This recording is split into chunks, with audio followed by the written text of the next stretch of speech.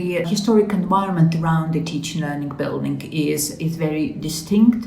In our approach, we wanted the new building to fit and complement that references the red brick nature of the historic architecture, adding a new feature to the skyline of the university campus.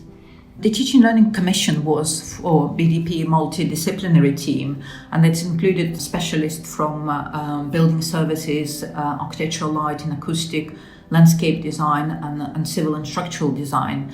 Architecture and structure had to work very close to one another because of the complexity of the design and making sure that the building structures work and support the architecture of the building, but without actually being noticed. Full accessibility of the building was the key to the success of the project by offering choices to the students and staff with disability and generally sort of promoting inclusivity throughout. The design successfully addresses the complex topography through introduction of the split levels within a building, and by doing that it creates fully accessible building that it's quite sort of easy to use.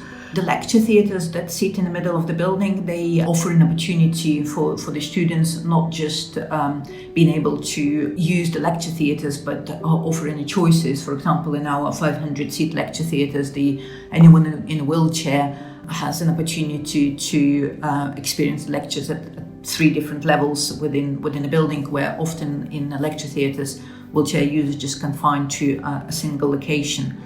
The buildings also provides a solid platform for the university to offer the extensive sort of self-directed and social learning provision, which is completely sort of flooded with all the spaces within the building, offering students opportunities for collaboration, focus studies and reflection.